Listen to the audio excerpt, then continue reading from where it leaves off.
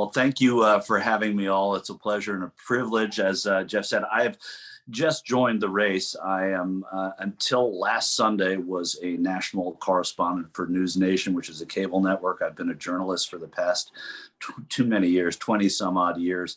And I've covered politics up close, really, for about 15 of the last 20 years, both as a national political correspondent on the road with campaigns and also going to Washington and then covering issues in different parts of the country and actually the world. And look, I've been an Angelino now for about 28 out of the last 30 years.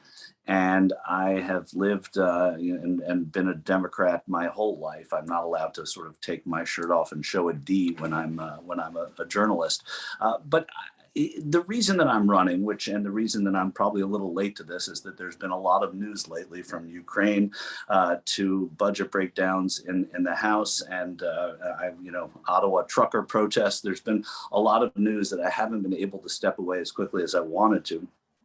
But what has really sort of brought me to this race and brought me to this place here tonight is that I have been exposed to so much, and as a reporter and as somebody who has sort of immersed themselves in the stories of our time, including COVID, but including, I would say, the devastating presidential election of 2016 and the run up to that. I spent far too much time on the road with the Trump campaign and in pens with people yelling at me for being a reporter, for doing what I'd done and loved doing for such a long time, that I thought it was time to get off the sidelines and get into the arena. It is an emergency. It really is. This is not something that should be taken lightly. We can talk about it in hyperbole and all of that.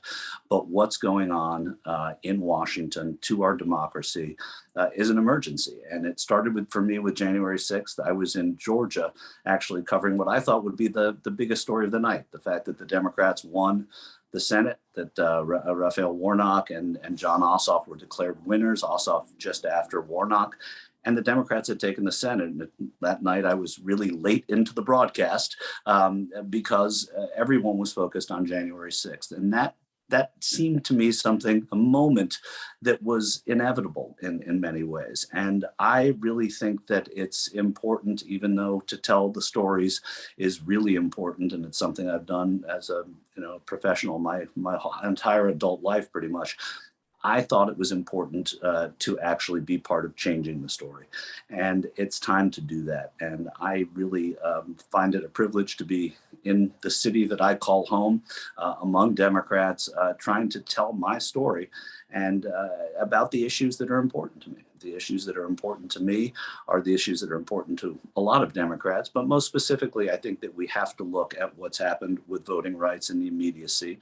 I think we have to look as well as the national issues that are affecting this city, from homelessness to immigration, and the fact that you can also see environmental racism all over the country. And I covered a story in Memphis. This really, really cool guy, Justin J. Pearson's his name.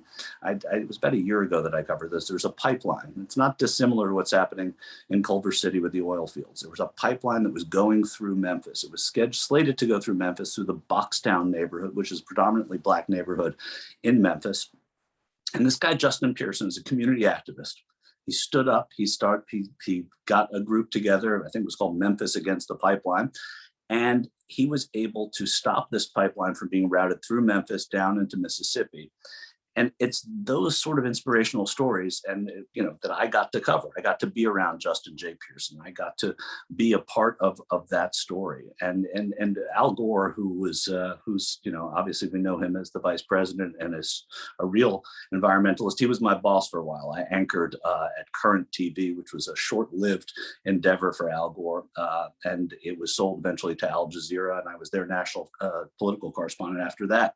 Al Gore, when I saw him at this event, he said, everything is an emergency. That's what he said to me. And to me, it feels that way. And so stepping off the sidelines, trying to tell the people of this district that it's really important that we pay attention to what's going on in Washington, just as it's important that Washington pay attention to what's going on here in Los Angeles in the 37th district. So to me, I'm taking this, this is a pretty big risk. I left a job.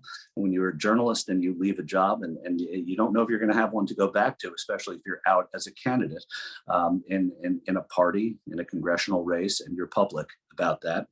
But it was too important to me, and I'm glad I'm doing it. There are a lot of daunting parts of this that I never knew as a reporter, and that's pretty interesting too. You don't just put the reporter to bed, but a part of this for me is also being able to meet people and talk to them, tell them what's happening there, and then hear their stories. I'm excited. I want to be the congressman from the 37th district. Great, thanks. So we have time for a couple of questions. If anyone has a question for Michael, please raise your Zoom hand.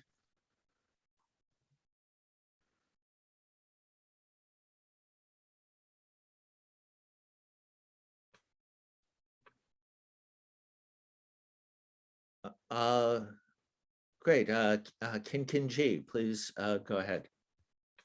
Thanks, Jeff.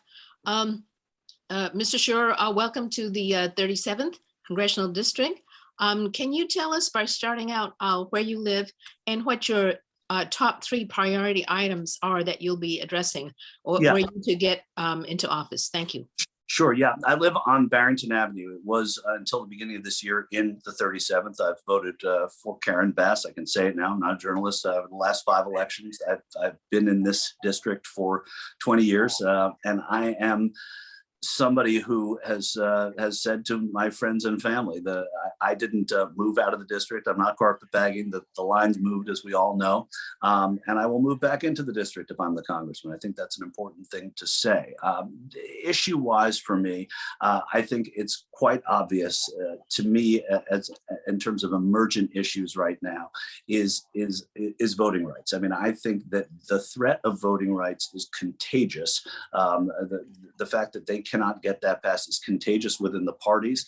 I think it's something that a congressperson has the ability to impact, and impact profoundly in Congress, to keep the pressure up on that. I do think that obviously in our midst right now, we have a housing crisis and we have a homelessness crisis at the same time. And I think that for the moment, we have to take a pause on the way we are addressing both of those issues. Look, homelessness is a local issue, but it needs federal support and it needs federal attention.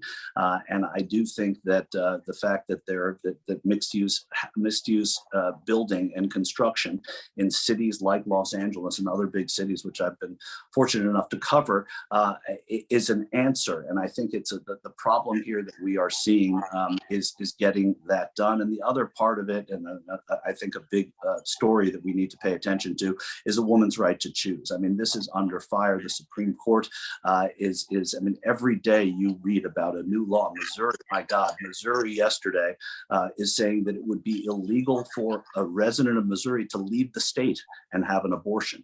We are going so far down the road of challenging Roe v. Wade that it's important that that attention is paid to that issue. I think you asked me for 3. I think I'm going to put a 4th in there because I've got the mic for a second, and you never let a reporter have a mic for too long. But it is the idea of climate and the environment and what it is doing to our communities and to our world, and you see it and its impact throughout this country. And even when I've left the country to report, they are wondering why America is not doing more about climate.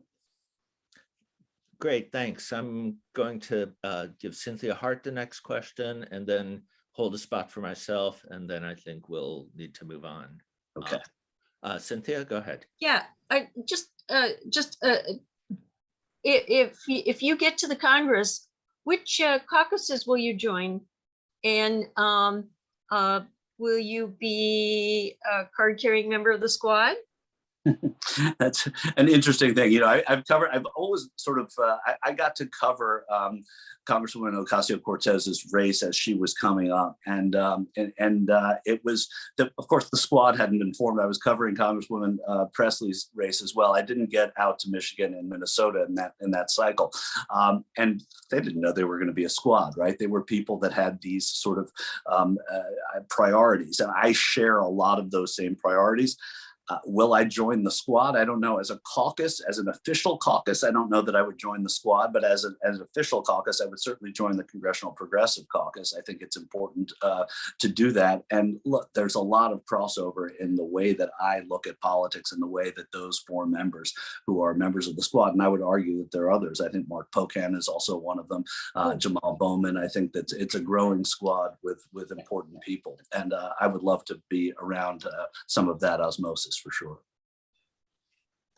Okay, thanks, Cynthia. Thanks, Michael. So I hope you can, empathize from your professional experience that I feel like I have to ask you a kind of challenging question. Yeah, please. We had our forum with Culver City Mayor Daniel Lee, former LA City Council member Jan Perry, and current State Senator Sidney Kamlanger. 3 very experienced politicians who reflect a really wide spectrum of viewpoints within the Democratic Party. What do you bring to this that they don't?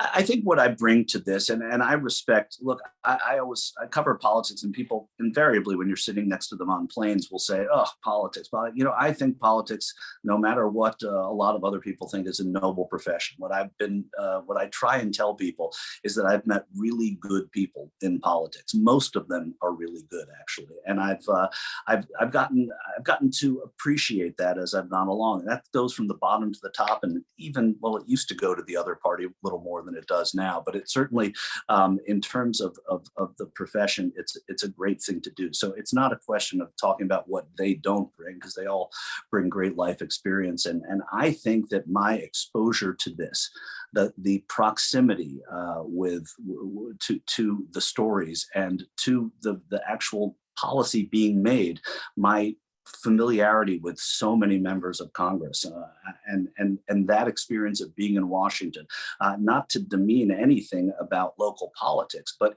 these issues are national and they are global now. I think my national coverage, my being able to walk through a street in Cedar Rapids, Iowa, and then the next week through Birmingham, Alabama, with a microphone, meeting people and talking to them. I think when you are proximate to people's stories, and you are then proximate to the policymakers who are impacted by those stories, it gives you a perspective that is very, very rare, and it's one that I'm privileged to have had, and that's what I think sets me apart, certainly a little bit. And there are things that set them apart. There are things that they know about policy making. I haven't been in the room when legislation's been crafted. I've been in the room when they leave that room, and I ask them about it. That's different. But I think my perspective is one that is really important now, and I think that knowing that this is an emergency is really important too. Democracy is being challenged now, and I was close to that and have been for a long time. All right. Well, thanks for joining us tonight. Thank you all. Really, thanks so much. I know I'm late to the game, but it's good. We'll move on to LA County Sheriff candidate Eli Vera. Are you here, Eli? I see in the chat.